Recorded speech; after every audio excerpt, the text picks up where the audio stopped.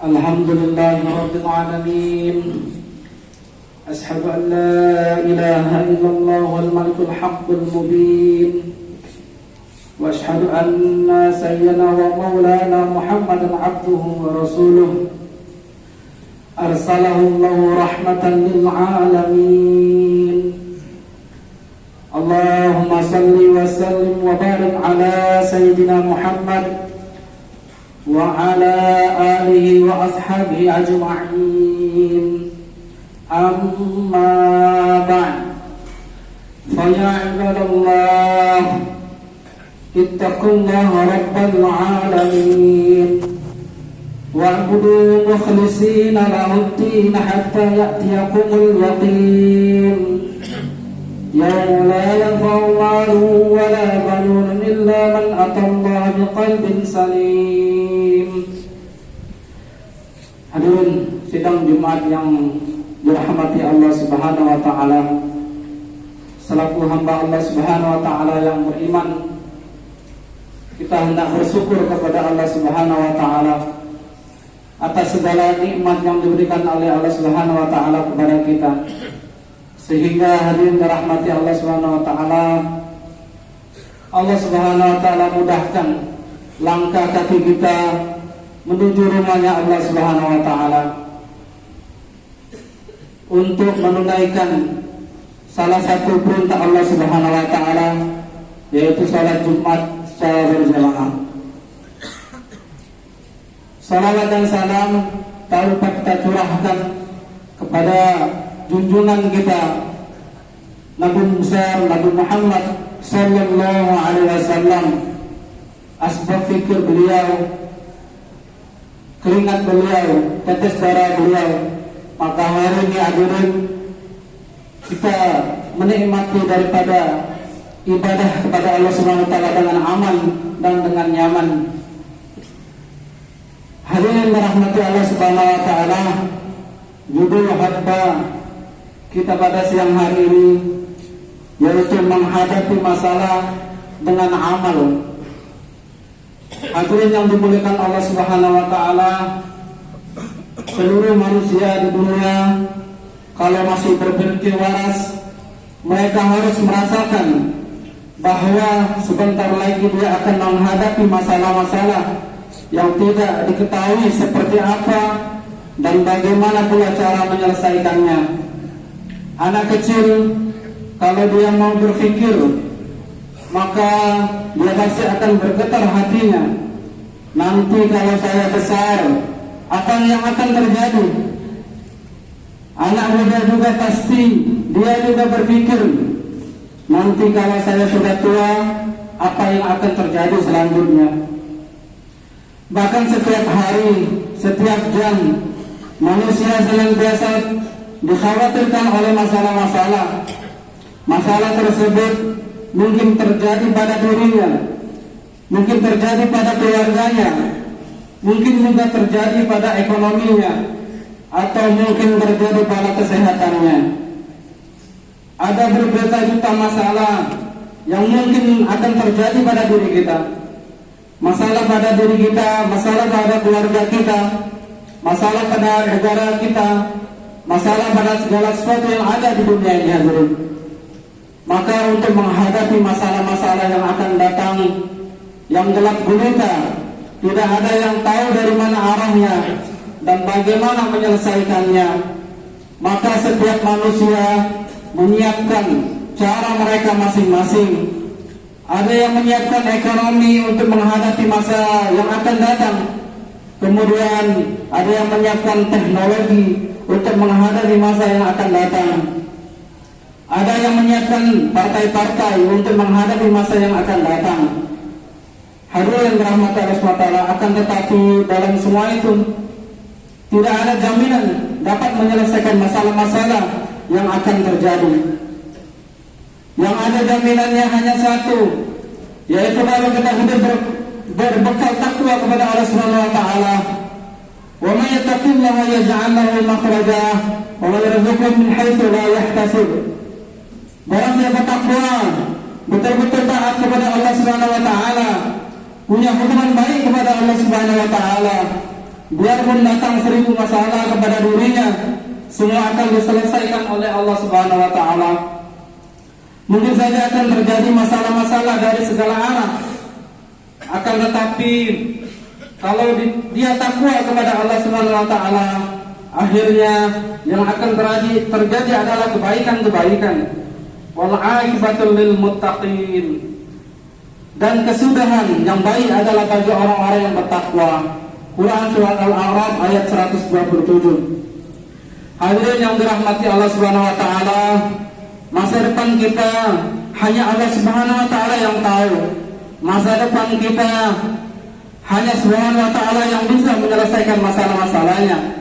Maka pada hari Jumat yang mulia ini, coba kita semua berpikir apa yang akan terjadi setahun lagi, 10 tahun lagi, apa yang terjadi ketika kita sudah tua, apa yang terjadi setelah kita mati, apa yang akan terjadi setelah hari kiamat. Maka orang yang berpikir hatinya gemetar, kemudian berdoa dengan tulus kepada Allah SWT. Ya Rabbana, Ya Rabbana, wahai Tuhan kami yang mengetahui masa lalu dan masa yang akan datang, tolonglah kami terhadap masalah-masalah kami yang akan kami hadapi. Hanya Engkau yang bisa menolong kami. Maka hadirin, orang-orang yang memikirkan dirinya, dia berkata, salat itu penting supaya Allah menolong kita di masa-masa yang akan datang. Zikir itu penting supaya Allah tolong kita di masa yang akan datang. Barang siapa yang selepas hari Jumat membaca surat Al-Ikhlas, surat Al-Falaq dan surat An-Nas 7 kali, maka dalam waktu seminggu itu masa depan dia akan dijaga oleh Allah Subhanahu wa taala.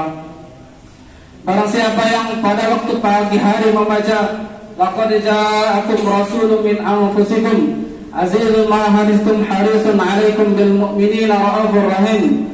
Fa'in tawallaw faqul hasbiyallahu la ilaha illa huwa 'alaihi tawakkaltu wa huwa rabbul 'arsyil 'azim. Sebanyak 7 kali, maka sampai waktu sore dia akan dijaga oleh Allah Subhanahu wa taala. Kalau waktu sore dia membaca 7 kali, maka dia akan dijaga oleh Allah Subhanahu wa taala sampai waktu pagi.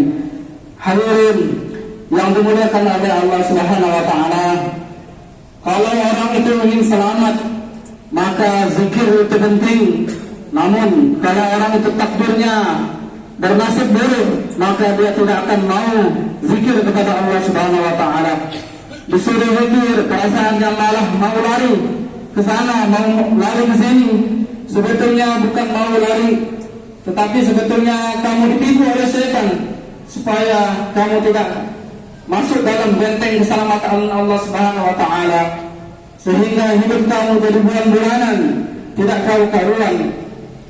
Bagi orang yang memikirkan keselamatan dirinya, sedekah itu penting, karena sedekah itu adalah penolak bala.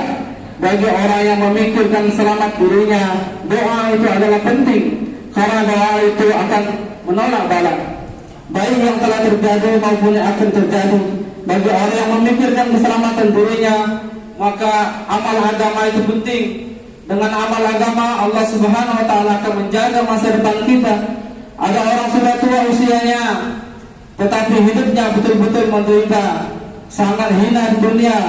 Maka ada seorang ulama bertanya, wahai saudaraku, kamu tahu apa sebabnya kok kamu sekarang melihat orang yang hina begini?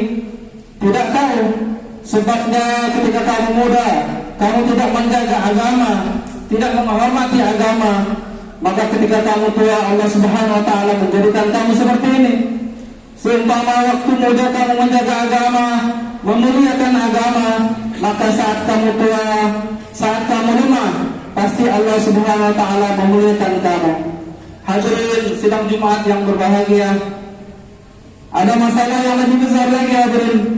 Ada musibah yang lebih besar lagi, yaitu kematian. Kita telah mendengar terjadi musibah di mana-mana. Gunung meletus, banjir, gempa bumi, tabrakan, sakit ini sakit itu. Maka ketahuilah hadirin, akan datang musibah dunia yang pasti menimpa kita semua, yaitu kematian. Ketika kematian itu terjadi, maka tidak tersisa dunia kita, bahkan satu kerikil pun tidak akan tersisa dan tidak akan kita bawa. Ketika kematian itu terjadi, jabatan pun tidak akan tersisa. Kalau ada orang dipecat dari jabatannya, maka seolah-olah itu musibah. Padahal semua orang akan mati, semua akan dipecat.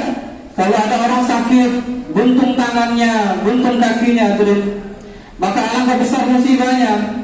Padahal kalau kamu nanti mati, semuanya akan menjadi hilang. Semua akan menghadapi musibah itu. Setelah itu akan ada musibah yang lebih besar lagi kalau kita tidak mau mengamalkan agama, yaitu tinggal di dalam neraka yang selama-lamanya. Hadirin yang dirahmati Allah SWT, maka musibah-musibah kecil yang didatangkan Allah Subhanahu wa taala di dunia ini sebetulnya untuk mengingatkan kita. Itu semua sebetulnya bukanlah hukuman, hanya peringatan saja. Walau yuzkarna min azabil adla dunal azabil akbar la'allahum yarji'un. Dan sesungguhnya kami merasakan kepada mereka sebagian azab yang dekat di dunia sebelum azab yang lebih besar di akhirat. Mudah-mudahan mereka kembali ke jalan yang benar. Quran surat As-Sajdah ayat 21. Hadirin yang dirahmati Allah Subhanahu wa taala, hari-hari musibah-musibah datang kepada diri kita, keluarga kita, tetangga-tetangga kita. Itu semua adalah untuk mengingatkan kita. Kamu masih ada kesempatan untuk bertaubat, ada kesempatan untuk memperbaiki amal, supaya kamu di dunia ini dimuliakan oleh Allah Subhanahu wa taala, dan masa depan yang selama-lamanya di akhirat juga akan diselamatkan oleh Allah Subhanahu wa taala. Maka hari Jumat yang mulia ini adalah hari untuk memperbaharui semangat kita, untuk berdoa, untuk beramal, untuk bertaubat, dan untuk memperbaiki yang lainnya. Barangkali hari Jumat yang akan datang kita sudah tidak di sini lagi. Banyak teman-teman kita yang Jumat kemarin masih ikut Jumatan, tetapi sekarang sudah dipanggil oleh Allah Subhanahu wa taala. Semua orang tahu perkara ini. Sekarang kita yang Jumatan ini, apakah Jumat yang akan datang kita masih dikasih kesempatan lagi? Kita tidak tahu, hadirin. Maka jadikanlah Jumat yang mulia ini hari yang sebaik-baiknya. Para ulama mengatakan, barang siapa menjaga amalan Ramadan, maka Allah Subhanahu wa taala akan menjaga amalannya selama setahun. Barang siapa menjaga amalan pada hari Jumat, maka Allah Subhanahu wa taala akan menjaga amalannya di dalam 7 hari yang akan datang. Hadirin yang dirahmati Allah Subhanahu wa taala, marilah untuk kita bekal kita di akhirat. Maka hadirin, kita membutuhkan pada iman yang sempurna, iman yang tidak dicampuri oleh alat dengan kesyirikan. Maka hadirin yang dirahmati Allah Subhanahu wa taala, inilah khutbah yang singkat ini. Bagaimana kita sama-sama hari demi hari iman kita meningkat, takwa kita kepada Allah Subhanahu wa taala semakin hari semakin meningkat. Ja'alallahu wa iyyakum minal fa'ilina min ahli wa adkhalna wa iyyakum fi zumratil muttaqin wal mu'minin mukhlisina al-muqinin. A'udzu billahi minasy syaithanir rajim. Bismillahirrahmanirrahim. Wal 'asri innal insana lafi khusr illa alladhina amanu wa 'amilus solihati wa tawassaw bil haqq wa tawassaw bis sabr wa qul rabbighfir warhamta khairul rahimin. اللهم صل على سيدنا محمد وعلى آل سيدنا محمد. إن الحمد لله نحمده ونستعينه ونستغفره ونؤمن به ونتوكل عليه ونعوذ به من شرور أنفسنا ومن سيئات أعمالنا. من يهده الله فلا مضل له ومن يضلله فلا هادي له. أشهد أن لا إله إلا الله وحده لا شريك له وأشهد أن سيدنا ومولانا محمدا عبده ورسوله. اللهم صل وسلم وبارك على سيدنا محمد وعلى آله وأصحابه والتابعين لهم إلى يوم القيامة.